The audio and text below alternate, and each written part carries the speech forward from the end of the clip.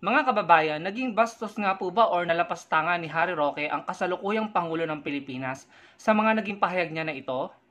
Ayon po kasi dito kay Ivan, ibinahagi ni Ivan ang naging pahayag ni Harry Roque at pwede nyo rin naman pong mapanood sa SMNI yung actual na video para inyo pong personal na marinig. Ang sabi po sa post nito ni Ivan, again, pwede nyo tignan yung actual na video para personal nyo marinig. Sabi diyan, former human rights lawyer Harry Roque shouts, mabuhay ang tunay na presidente ng Pilipinas, si Sara Duterte, in a park in Dumaguete City, then proceeds to warn people of coming second Marcos dictatorship and upcoming war with China in use. Ayan, pambihira, grabe yun. Una sa lahat, yung sinabi niyang ang tunay na presidente daw po ay si VP Sara. Paano nangyari yun? Vice President po ang tinakbuhan ni VP Sara. Hindi naman po tumakbong presidente si VP Sara para makalaban ang Pangulong Marcos Jr. Ang kalaban po ni PBBM noon ay si Atty. Leni Robredo. So, para po sa maraming nakabasa niyan, ng post na yan, at siguro para sa maraming nakarinig ng pahayag na yan ni Harry Roque, yan po ay tila isang pambabastos, pagiging walang galang sa kasalukuyang Pangulo. Ito po ay lantaran na, evident, at talagang hindi na sila nahihiya na ipahayag na hindi nila gusto si President Bongbong Marcos at gusto nilang ipalit si VP Sara. Lantaran na po in so many occasions, no? Gusto nilang pagresignin, patalsikin, gustong mag-withdraw ang AFP at PNP ng suporta sa Pangulong Marcos. Ito ba'y tama? Hindi ba nakakabastos na po? Kaya minsan tinatanong ko din ng sarili ko, bakit ganun ang Pangulo? Parang baliwala sa kanyang mga ito. At kung tutuusin, pinoprotektahan pa niya ang mga taong gusto siyang patalsikin. Diba siya na mismo nagsabi, ayaw niya napapasokin ng ICC dito. Pero sino ba yung mga pinoprotektahan niya? Yung mga taong regular na nagrarally para umalis siya, nananawagan na patalsikin siya. Hindi natin alam kung ano tumatakbo sa utak niya or kung ano kanyang strategiya. No? Pero yung nakikita natin ngayon ay sana wag niyang ipagwalang bahala ito. Dahil baka mamaya magsisi siya.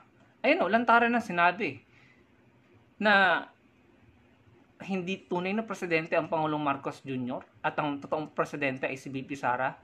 Kaya maraming tao ang sumasama ang loob kay VP Sara dahil dapat ito sinusuway niya, pinagsasabihan niya. Yung mga supporters niya dapat pinapagalitan niya kung totoong concern siya sa Pangulong Marcos Jr. Kung totoong pinahahalagahan ni VP Sara ang kanilang samahan ni PBBM. Kung totoong concern siya na gusto rin niya na matapos ang termino ng Pangulong Marcos Jr., siya na mismo ang sasaway at magsasabi sa mga ito na itigil niyo yan. Hindi tama yan. Huwag kayong magsalita ng ganyan. Kaso sa nakikita natin, parang sa mga ganyang bagay ang tahimik ni VP Sara. So hindi natin alam, gusto ba niya yung mga ganyang statement? Gusto ba niya yung naririnig niya na may mga taong nananawagan ng resignation ng Pangulo?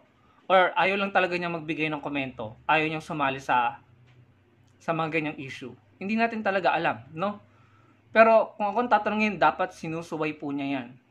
Para naman makita ng Pangulo na hindi siya sumasang-ayon sa mga ganyang panawagan na ginagamit pa yung kanyang pangalan. Ginagamit pa ng mga DDS ang pangalan ni VP Sara para insultuhin, bastusin ang Pangulo. Mali po may mali po talaga. Minsan mabuti pa nga ito sa Senator Trillanes Ito, tingnan niyo po itong balita dito. Sabi dito sa balita, just in, former Senator Antonio Trillanes bears ouster plot against President Ferdinand Marcos Jr. Puti pa to si Senator Trillanes, sinisiwalat niya ang kanyang nakukuhang impormasyon sa kanyang mga insider. Siguro para bigyan ng babala ang Pangulo. At kung napanood niyo itong press con ni Senator Trillanes, mababanaag niyo sa kanya na siya ay protective pagdating kay Pangulong Marcos Jr. Considering na si Senator Trillanes ay hindi sumuporta kay PBBM noong eleksyon. Ang kanya pong sinuportahan ay si Atty. Leni Robredo. Pero ngayon, dahil tapos ng eleksyon, ayan, nakikita ko siya pa yung sumusuporta kay PBBM, dumidepensa at nagpapakita ng pagprotekta sa Pangulo ngayon. Si Senator Antonio Trillanes. Daig pa niya ang mga nakasama ni PBBM noong panahon ng eleksyon.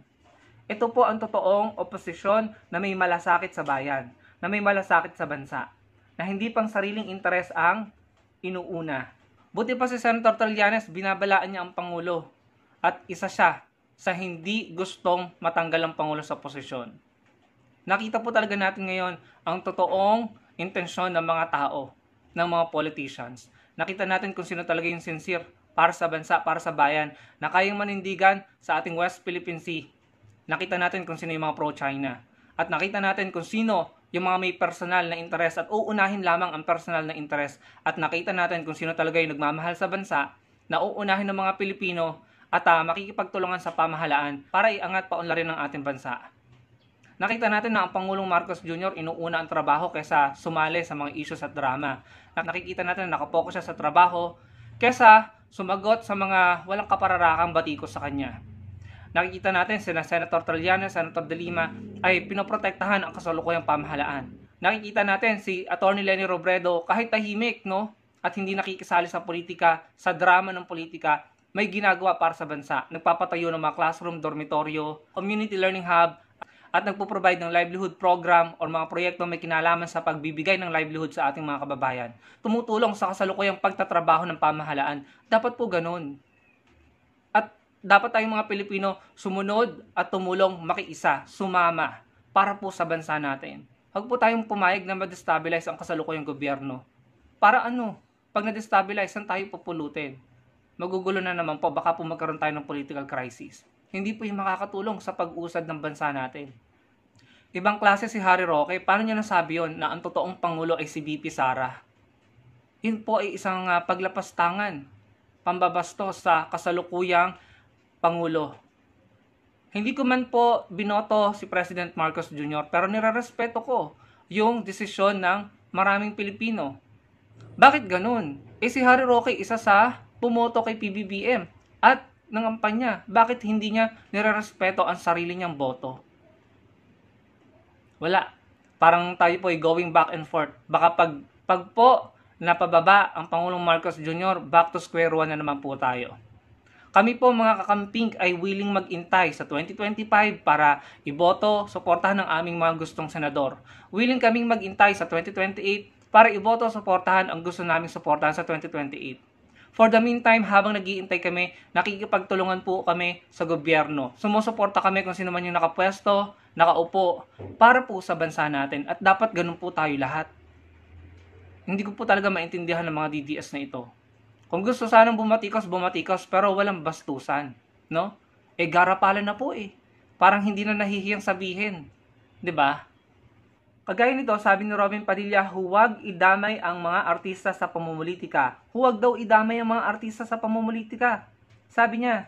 Pero Senator Robin Padilla, sino bang nagdamay kay Maricel Soriano? Sino bang nagpatawag? Di ba kaalyado mo, kapareho mong DDS? Di ba nananahimik si Maricel Soriano? Ano sinasabi ng mga tao ngayon? Tila ginamit nyo lamang yung star power, yung influence at yung kasikatan ni Maricel Soriano para magkaroon ng publicity yung ginagawa nyong hearing patungkol dyan sa PIDEA leaks na yan. Na hanggang ngayon, hindi nyo naman mapatunayan sa taong bayan. Ikaw, sinasabi mo, wag idamay sa pamumulitika ang mga artista. Sino ba nagpatawag? Di ba kayo, yung hearing nyo, hindi naman namin gusto na papuntahin dyan si Miss Maricel Soriano. Nananahimik yung tao. Pero anong nangyari? Sabi ng mga tao na nakapanood ng hearing, tila ginamit nyo lang ang kasikatan ni Ms. Maricel Soriano para bigyan ng publicity ang ginagawa nyong hearing sa PIDEA leaks na yan na isinuwalat ni Maharlika Boljaquera. So Robin Padilla, wag mong i-gaslight, no? Wag mong i-gaslight yung iba or yung mga tao dito. Kayo nagpatawag kay Ms. Maricel Soriano. Sa madaling salita, kayo ang nandamay sa mga artista, hindi kami. Yan, yung DDS na si Maharlika Boljaquera ang nandamay kay Ms. Maricel Soriano nung inilabas nila yung mga hindi napapatunayang dokumento. So kayo mga kababayan, at the end of the day, nasa sa inyo po ang desisyon. Kami pong mga kakamping 10 ng mga pinunong sinuportahan namin, Senator De Lima, Senator Trillanes, Senator Pangilinan, Atty. Leni Robredo, Senator Bam Aquino. Narinig nyo ba sila na nanawagang patalsikin or pag-resignin si Pangulong Marcos Jr.? Hindi po sila nakikisali sa ganung panawagan at hindi sila nangunguna sa ganung panawagan. Bagkos, inignite nila ang voluntarism, pagtutulungan at gumawa sila ng sarili-sarili nilang paraan para makatulong sa gobyerno. Hindi man po sila nagkakaroon ng direct na usapan ng gobyerno. Si Senator Bam, yung kanyang programa, kung titignan niyo yung Facebook page niya, tinutulungan niya ang mga mag-aaral, kahit pambaon, kahit maliit na bagay na itinutulong niya. Si Senator Kiko sa agriculture, nakikisalamuha siya sa mga magsasaka, tinutugunan niya yung ibang pangangailangan, hindi man malaking tulong, pero tumutulong. Ganon din po si Atty. Leni Robredo. Yung kanyang focus sa edukasyon, classroom at dormitoryo. Si Senator Trillanes, nakikita natin, siya pa yung dumedepensa at nagpoprotekta sa Pangulo. Si Senator De Lima, ganun din. Sila yung nangunguna para protektahan ang kasalukuyang pamahalaan. Kami po ay may respeto sa kasalukuyang pamahalaan at willing magintay sa 2025 at 2028. Kaya kayo mga kababayan, nasa sa inyo po kung kayo po ay susuporta na naman sa mga pro-China, no? At susuporta na naman sa mga taong nakita nyo na kung ano ang talagang totoong kulay at intensyon. At the end of the day, nasa sa inyo po ang desisyon. Maraming pong salamat sa panonood.